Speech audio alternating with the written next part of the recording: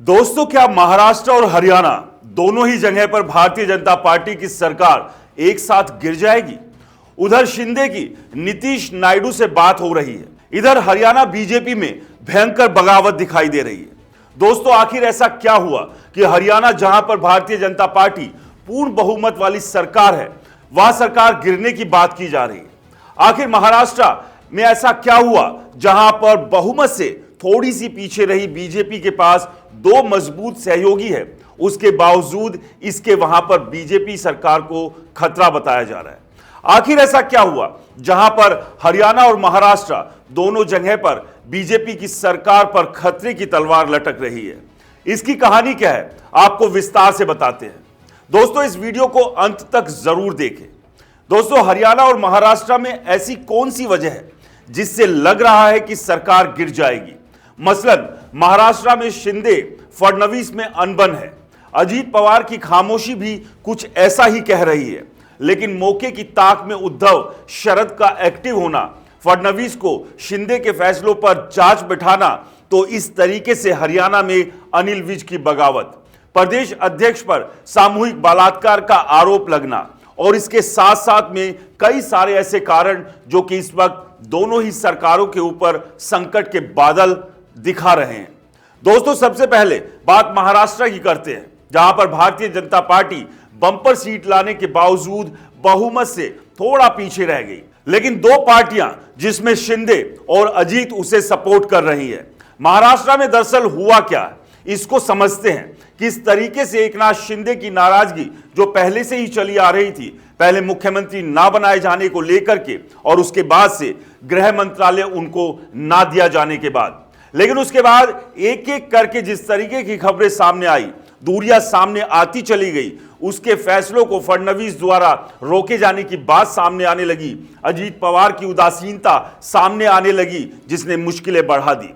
लेकिन इसी बीच में एक फोन टैपिंग का मामला सामने आया। उद्धव ठाकरे की शिवसेना के मुखपत्र सामना में जो लिखा गया, संजय रावत ने जो आरोप लगाया, वह अपने आप में चौंकाता है।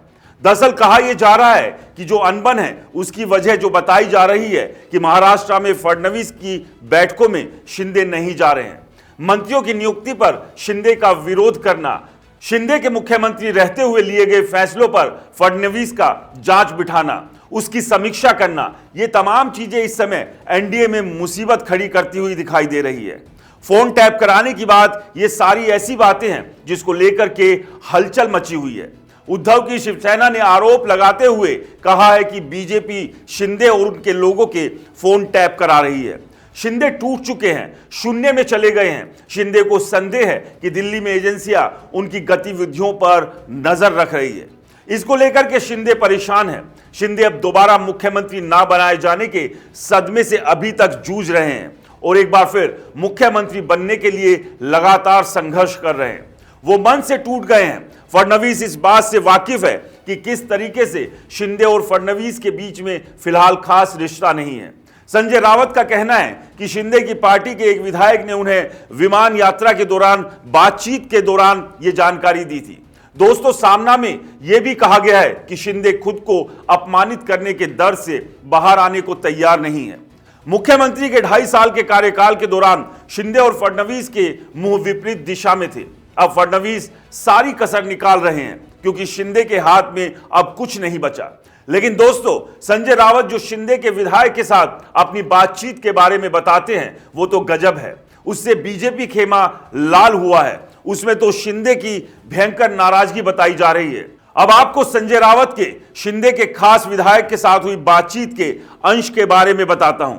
संजय रावत खुद कहते हैं कि उन्होंने विधायक से पूछा कि क्या शिंदे अब भी उसी दुख में हैं। उन्हें दोबारा मुख्यमंत्री पद नहीं मिला, जिस पर विधायक कहते हैं कि वह इससे भी आगे समाधि की अवस्था में पहुंच गए हैं, शून्य में चले गए हैं। आगे पूछा जाता है कि क्या शिंदे को सदमा पहुंचा है, जिस पर विधायक कहते हैं कि मन से टूट गए हैं।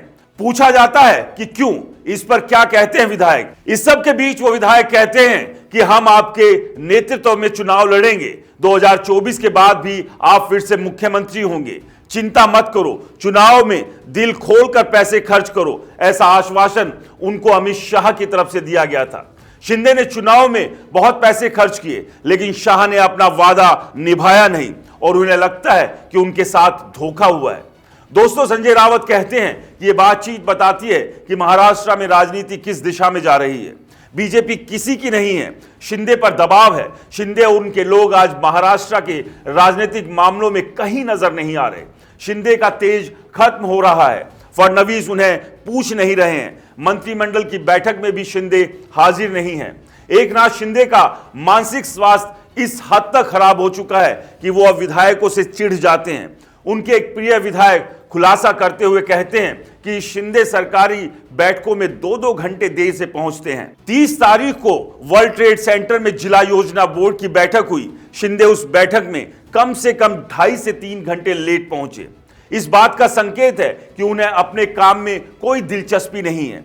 बीजेपी विधायकों ने मुख्यमंत्री से शिकायत की कि शिंदे बैठकों में देरी से आते हैं, इस वजह से सभी परेशान हैं। तो दोस्तों, यह वही कड़ियां हैं जो कहीं ना कहीं मिलते मिलते उस स्टेज पर पहुंच रही है जहां कहा जा रहा है कि साहब एकनाथ शिंदे कोई फैसला लेने जा रहे हैं। और ऐसे में खबरें सामने आ रही हैं कि एकनाथ शिंदे ने इस बीच में नीतीश और नायडू से बातचीत की है। नीतीश और नायडू से बात करने का मतलब शिंदे का प्लान कुछ और है। तो ये तो महाराष्ट्र की बात रही, लेकिन हरियाणा में ऐसा क्या हुआ? हरियाणा में बीजेपी तो अकेले दम पर सरकार में है। हरियाणा में मानो अनिल विज ने अपनी सरकार के खिलाफ झंडा उठा लिया है। हाल ही में 31 तारीख को उन्होंने अंबाला में कहा, जिन लोगों ने मुझे चुनाव हराने की कोशिश की, चाहे वो अधिकारी थे, कर्मचारी थे, छुटभइये नेता थे या कोई और, मैंने इन सब के बारे में लिख कर दिया है। 100 दिन हो चुके हैं। इस मामले में ना तो मुझसे पूछा गया और ना ही कोई कार्रवाई की गई। मुझे शक था कि मुझे हराने के लिए किसी बड़े नेता के द्वारा यह काम किया गया, यहां तक कि मुझे मारने का प्रयास भी किया गया। मैं सबसे सीनियर नेता हूं। अगर कह रहा हूं कि मेरे खिलाफ हराने की कोशिश की गई है तो तुरंत कार्रवाई करनी चाहिए थी। 100 दिन तक कुछ भी नहीं हुआ। अब वो करे या ना करे, मुझे फर्क नहीं पड़ता है। दोस्तों, आप यहां से समझिए कि अनिल विज की नाराजगी कितनी ज्यादा है। उन्होंने हाल ही में एक ट्वीट कर नायब सिंह सैनी के नजदीकियों को गद्दार तक का तमगा दे दिया था। इतना ही नहीं, उस वीडियो में एक फोटो पर नायब सिंह सैनी पर भी गद्दार का ठप्पा लगा हुआ था। लेकिन मंगलवार को चंडीगढ़ में हुई कैबिनेट की बैठक में देरी से पहुंचे और उसके बाद अनिल विज ने कहा कि अब सब कुछ ठीक है, ऑल इज वेल। लेकिन सबसे बड़ा सवाल यही है कि लगातार जिस तरह से अनिल विज अपनी ही सरकार यानी कि नायब सिंह सैनी की सरकार के खिलाफ बयानबाजी कर रहे हैं, सवाल उठा रहे हैं, यहां तक कह रहे हैं कि अफसर नेताओं की, विधायकों की, मंत्रियों की सुन नहीं रहे हैं और अफसरशाही सरकार पर लगातार हावी हो रही है, इससे तो यही कहा जा सकता है कि हरियाणा में भी सब कुछ ठीक नहीं है। और इस सब के बीच हरियाणा बीजेपी के अध्यक्ष मोहनलाल बड़ोली पर सामूहिक बलात्कार का आरोप है। उनके खिलाफ बकायदा हिमाचल में एफआईआर भी दर्ज हो गई है। इसे लेकर भी अनिल विज ने सवाल उठाया था। अनिल विज का कहना था कि मोहनलाल बड़ोली को नैतिकता के आधार पर इस्तीफा देना चाहिए, लेकिन अभी तक मोहनलाल बड़ोली ने कोई इस्तीफा नहीं दिया है। तो अब ऐसे में देखना यह होगा कि जिस तरह के हालात बीजेपी हरियाणा में बने हुए हैं, भविष्य में आकर किस तरह का संकट नायब सिंह सैनी और उनकी सरकार के सामने खड़ा हो सकता है। इस सब को लेकर आपका क्या कहना है, हमें कमेंट्स कर जरूर बताएं। रिपोर्टर जी चैनल को सब्सक्राइब नहीं किया तो दोस्तों चैनल को सब्सक्राइब करना ना भूलें। नमस्कार।